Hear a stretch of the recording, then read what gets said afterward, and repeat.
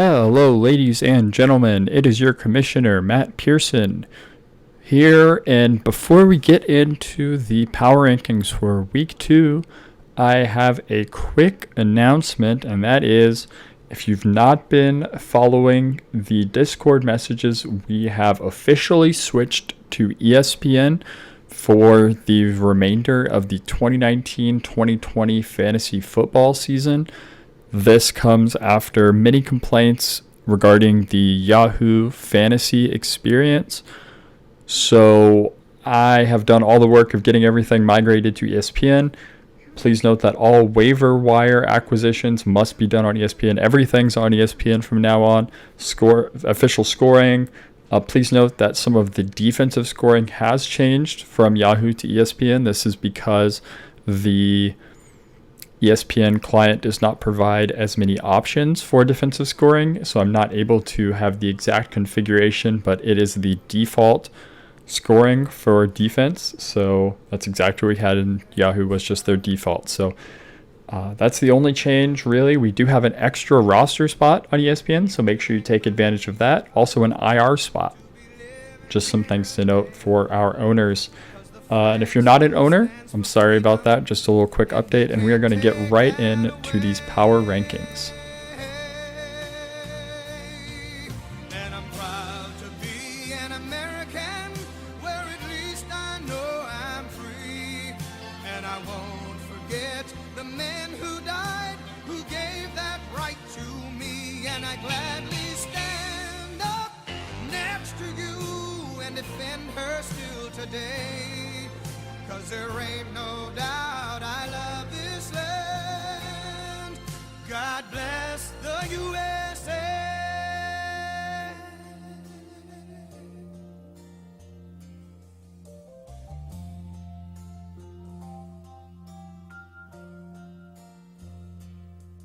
From the lakes of Minnesota. Welcome back, ladies and gentlemen. So kicking off these power rankings, no shock, we have myself, Team Taco Bell, formerly in the ESPN League, down at number 10 after a terrible loss at the hands of my cousin Nick, 116 to 152, dropping my team to 0-2. I have a quick stat. We're talking about how terrible my defense was. It was really one of the best features of my team from last year. I've actually allowed 300 points this year in 2 games. That's an average of 150 points my opponents have scored. That is 30 points higher than the next highest, which is Team Leroy Jenkins, John, who has 271 points scored against. So I'm getting destroyed.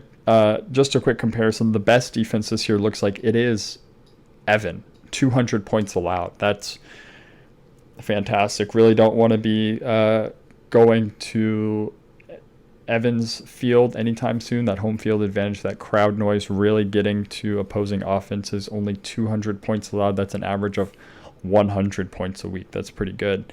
So, quick tangent. I'm at number 10. No shock. We know that my team is not good going into the year, so don't expect much movement from here. Myself at number 10.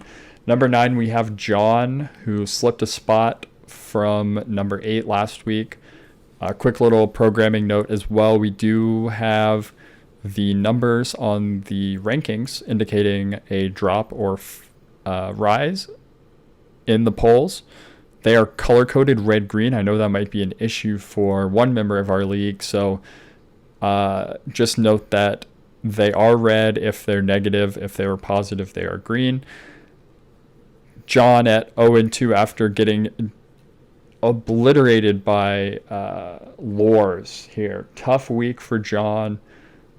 Not looking too great. Falling to 0-2. Only putting up 87 points. That's the lowest point total so far this year. So John going to be needing to improve on both sides of the ball, the defense and the offense. Can't be giving up 145. Also got to be scoring more than 87. Tough look for John at number 9. Number 8, Flores, rising a spot after destroying John. Loris' team As I mentioned last week, Flores has the 3 best tight ends in fantasy football, and he continues to dominate. 145 points, and one of those tight ends is relegated to the bench. So fantastic job, Flores. Looking for better things. Flores' team is trending upwards. So number 8, pretty good. Number 7, damn it, that record's wrong. JT at 1-1 after losing to Evan 104 to 118, dropping 3 spots from number 4 last week. Tight loss to JT. Really not a lot. It wasn't a beatdown like we saw with John or myself, but the middle of the pack is really tight, so that's why we see JT dropping 3 spots to number 7. Number 6, Riley. Riley always does very well at the beginning of these fantasy seasons. Obviously, the committee thinks so too. After beating Greg 118 to 113, putting up 118 points on Greg is pretty tough. Also, holding Greg's team to 113, that's just... that's why we see Riley here at number 6, right? Almost in the middle, about to take that next step. If he keeps putting up performances like this, ladies and gentlemen, I don't see why we won't see Riley at the top of these rankings pretty soon. Like I said, holding Greg's team to 113, that's really the big story here. We knew Riley's offense had it, but it's the defense really coming through this week. Number 6, Riley. Number 5, the other newcomer. In addition to Lords, we have Evan. Undefeated so far in the Welcome Good Luck Evan and Lors Fantasy Football League. After beating JT 118 to 104, knocking JT down 3 spots, we see Evan here at number 5. Can't put him much higher, ladies and gentlemen, only scoring 118 points. It's not a ton.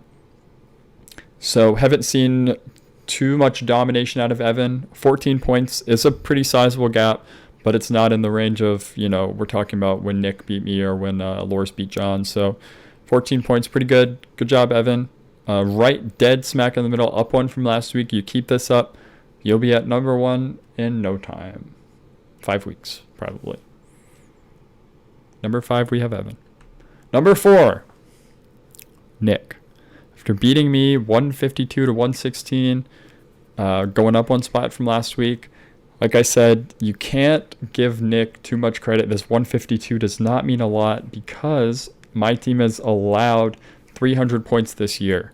So that's why we see him at number 4. That 152, kind of impressive, but he did give up 116 points to my team, and we know that my team is bad. So that's why we have Nick here at number 4. You have to get that defense working because most teams aren't going to let you score 152. But you went up against me, and that's why you're able to do it. The 116 is what I'm worried about. Number 4, we have my cousin Nick at 2-0. 2-win streak, undefeated this year. Number 3, no movement. We have Jack after defeating Cody's team 115 to 93. Big win from Jack. Excellent defense. Holding Cody's team to 93 points is awesome. Great look in here. Didn't do enough to get knocked off from that 3 spot. That's where we had him last week. And that's all I have to say. Jack's team looking solid this year. Patriots did fantastic. Antonio Brown looked great in the offense. And looking forward to Jack's team maybe topping these charts at some point. Number 2, Cody. Despite losing to Jack in week 2, did not do enough to sway the potential of his team. As we all knew that on draft night, Cody did score the highest in terms of the Yahoo fantasy grading for the draft. So Cody has the best team, and you can't. This is too small of a sample size to really make any decisions about his team, come to any definitive conclusions. So that's why we still see him at number 2, because I guess the committee doesn't want to look stupid when we see Cody eventually winning this whole thing at the end, or maybe being in the championship game, losing to our number 1, Greg, who's also 0-2. Same story. Greg on draft night. Excellent squad. Scored in the top percentile in draft grading. So despite losing to Riley, team has a ton of potential, and that's why we see him here at number 1. So we have no change in the top 3 this week. We have myself down to number 10, but definitely some movement in the middle, so that's exciting. Liking to see some parity in this league. That's nice.